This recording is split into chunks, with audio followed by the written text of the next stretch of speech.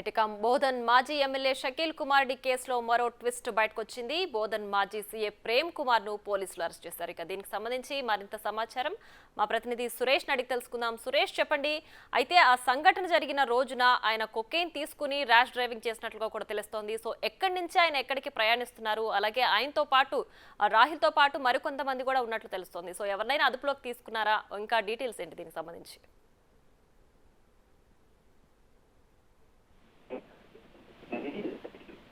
పారిపోవడానికి సహకరించిన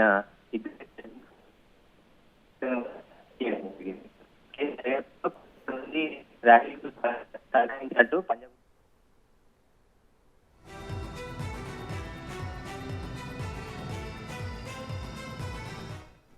బోధన్ ఎమ్మెల్యే షకీల్ కుమార్ కేసులో మరో ట్విస్ట్ బయటకొచ్చింది. బోధన్ మాజీ సీఐ ప్రేమ్ కుమార్ ను పోలీసులు అరెస్ట్ చేశారు. పంజగుట్ట పోలీసులపై సీఐ ఒత్తిడి తీసుకొచ్చారని నిర్ధారించారు. షకీల్ అనుచరుడు అబ్దుల్ వాసెన్ కూడా పోలీసులు అదుపులోకి తీసుకున్నారు. కొన్ని రోజుల క్రితం బోధన్ ఎమ్మెల్యే షకీల్ కుమారుడు రాహిల్ అమీర్ ప్రగతి భవన్ బ్యారికేడ్లను కారుతో ఢీకొట్టారు. అనంతరం పంజగుట్ట పోలీసులు కేసు నమోదు చేశారు. అయితే ప్రధాన నిందితుడైన రాహిల్ ను తప్పించడంలో పలువురు పోలీసులు సహకరించారు. దీంతో రంగంలోకి దిగిన ఉన్నతాధికారులు కేసును ప్రత్యేకంగా దర్యాప్తు చేస్తున్నారు. నిందితుడు పారిపోయేందుకు సహకరించిన పోలీసులు ఇతర వ్యక్తులను అరెస్టు చేస్తున్నారు. ఇక ఇదే అంశానికి సంబంధించి మరింత సమాచారం మా ప్రతినిధి సుజాత లైవ్ లో అందించడానికి సిద్ధంగా ఉన్నారు. సుజాత, చెప్పండి. ఈ కేసులో రాహిల్ తప్పించేందుకు పోలీసులతో పాటు ఇతర వ్యక్తులు ఎవరున్నారు? దానికి సంబంధించిన పూర్తి డీటెయిల్స్ ఏంటి?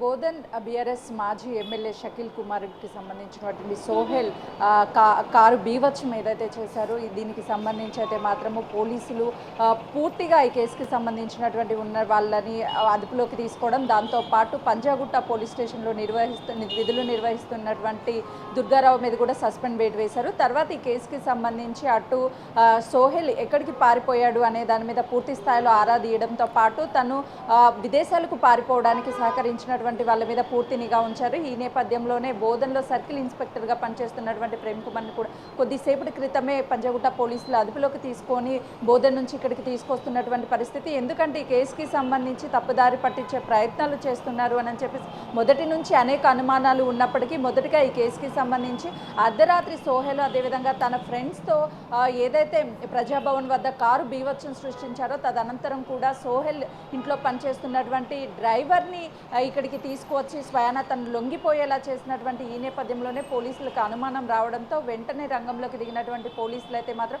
పూర్తి స్థాయిలో అసలుకి ఎందుకు సోహెల్ ప్లేస్లో డ్రైవర్ని ఉంచారు, నిజంగా కూడా డ్రైవరే తన ఇంట్లో పనిచేస్తున్న వ్యక్తే కేవలం డ్రైవింగ్ చేస్తున్నాడా, లేదు అంటే సోహెల్ డ్రైవింగ్ చేశాడా అనే దాని మీద పూర్తి స్థాయిలో ఎంక్వైరీ చేసిన తర్వాత ఆ కేసును తప్పుదారి పట్టించేందుకు పంజాగుట్ట సిఐగా అప్పట్లో విధులు నిర్వహిస్తున్నటువంటి దుర్గారావు పూర్తి సహకారం అందించినట్టుగా, దాంతోపాటు మరికొంతమంది ఎస్ఐలు కూడా ఆ కేసుని తప్పుదారి పట్టించేందుకు ప్రయత్నాలు చేస్తున్నారనే అనుమానాలతో అయితే మాత్రం పూర్తి స్థాయిలో ఎవిడెన్స్ సీసీ కెమెరాల ఆధారంగా ఎవిడెన్స్ని సేకరించిన తర్వాత దుర్గారావుని సస్పెండ్ చేశారు. కొద్దిసేపటి క్రితమే బోధన్ సర్కిల్ ఇన్స్పెక్టర్గా పనిచేస్తున్నటువంటి వ్యక్తిని కూడా సస్పెండ్ చేయడంతో పాటు పంజగుట్ట పోలీస్ స్టేషన్కి తరలిస్తున్నటువంటి నేపథ్యం ఉంది. మరికొద్ది సేపట్లోనే ఇక్కడికి తీసుకొచ్చిన తర్వాత కీలకంగా ఈ కేసుకి సంబంధించి ఎందుకు విదేశాలకు వెళ్ళడానికి సహాయం చేశారు అని చెప్పేసి కోణంలో అయితే మాత్రము ఆ ప్రశ్నలు అడిగే అవకాశం ఉంటుంది. దాంతోపాటు గతంలో ఇంకా ఎవరెవరు సహకరించారు విదేశాలకు వెళ్ళడానికి, అదేవిధంగా షకీల్కి సంబంధించినటువంటి కొంతమంది వ్యక్తులు కూడా పూర్తి స్థాయిలో పోలీస్ ఎవరైతే సర్కిల్ ఇన్స్పెక్టర్గా పనిచేస్తున్నాడో